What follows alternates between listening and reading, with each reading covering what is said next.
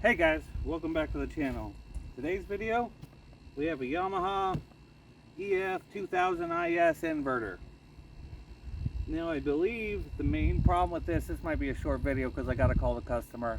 I believe the main problem with this is no compression. Look how easy I can pull this. Not even resistance.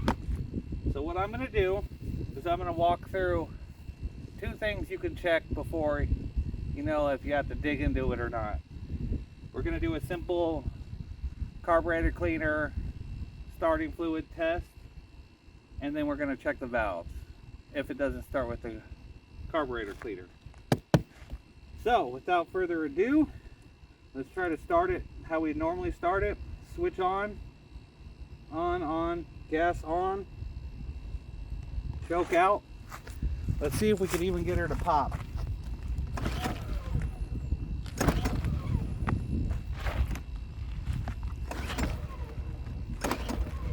Yeah, it's not looking too tasty, guys.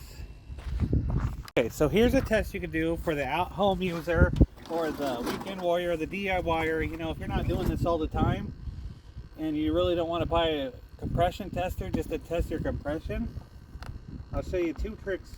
Well, one trick for sure, and then I'll show you what to look at the very next thing you look at, and that'll let you know if you're gonna have to watch more YouTube videos or take it to a shop. Now I recommend, you know, if you think you can do it, try it, because in reality a lot of this stuff ain't hard. But if you don't got time or you don't want to mess up something, there's no shame in taking something to the shop. So this will work on anything. This is just how I have to do it to get to this one. So now right down here, you want to find where your air filter housing is.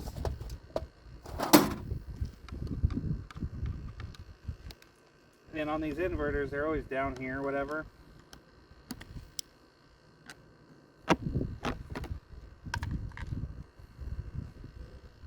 And what you're going to do is you're going to take your starting fluid or your carburetor cleaner, and you're going to spray it up. And now we're going to try it again. Take the choke off first. Just suck some in there, choke it up.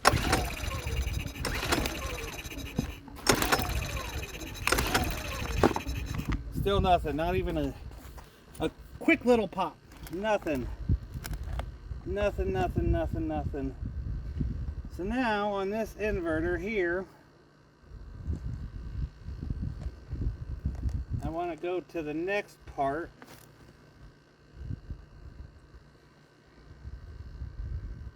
And that would be checking the valves. You want to see if those valves are moving.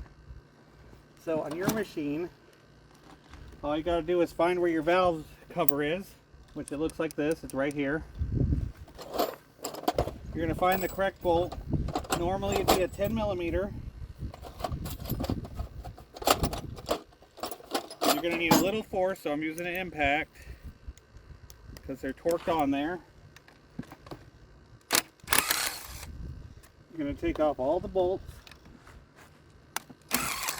And if you're not working on an inverter, whatever machine you're working on should be a lot easier to handle and do this and working on this. But this is what I'm working on. Okay, I'm going to have to get an extender.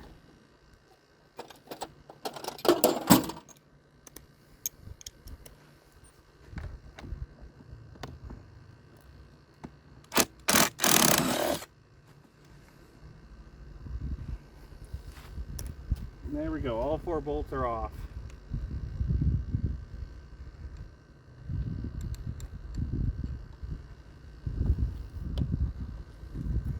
Now we should be able to pry this puppy off.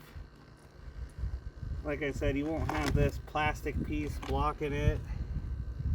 It's off. It's just this, how you're supposed to do these inverters. You're supposed to take every single piece off. Well, we're just doing a quick check here. You know, we don't got time to take everything off.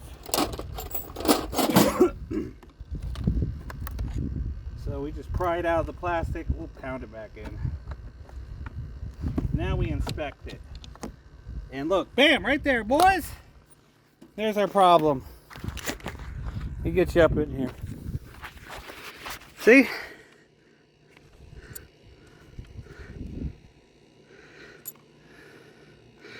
I don't know how good you guys could see that. It's hard to see with the sun on my eyes, but it probably shows up pretty good for you.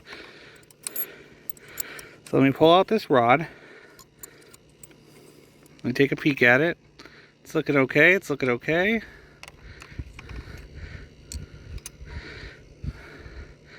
Now, if we move the rod aside.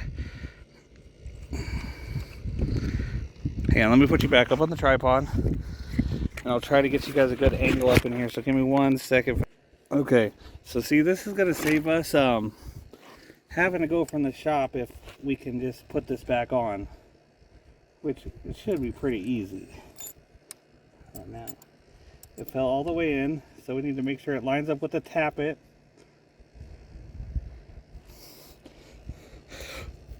If you have a helper, you can use a helper to push this spring in while you fiddle it. I don't have a helper.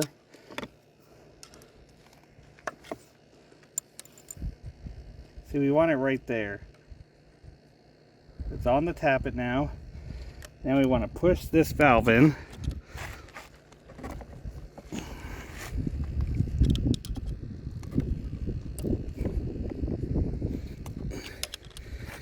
My God, that spring is not wanting to go in.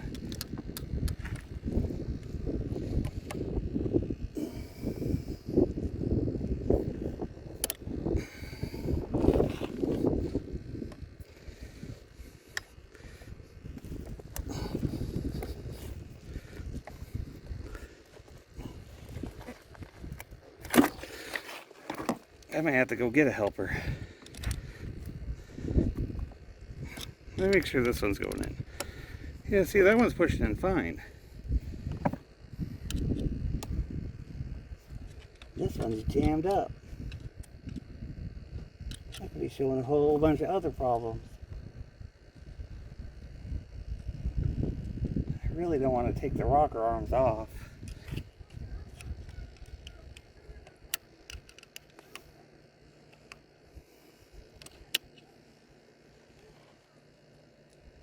I might have to.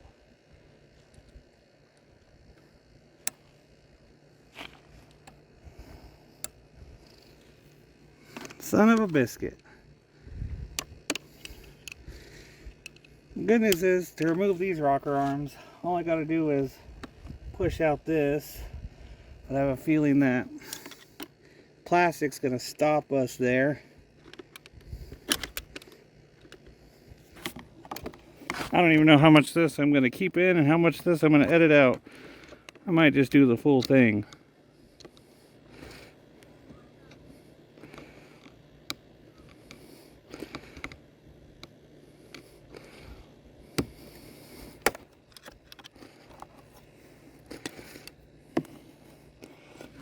Okay. Since we're only working on the exhaust one at the moment, we only have to push that little lever, this metal rod keeper thing, just enough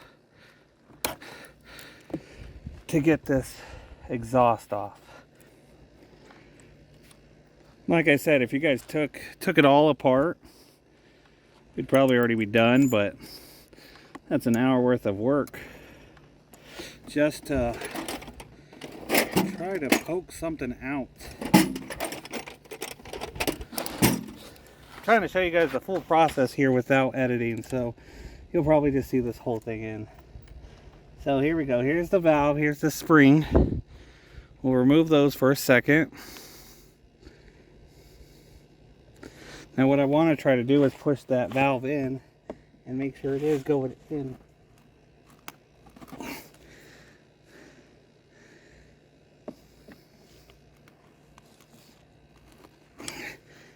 And it's not at all. Son of a bitch.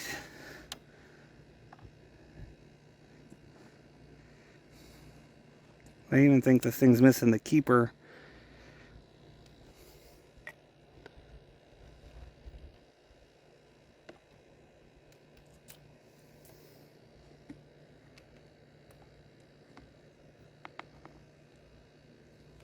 Son of a bitch, that valve is stuck.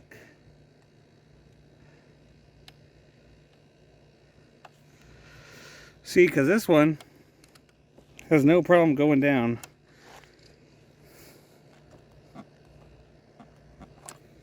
This one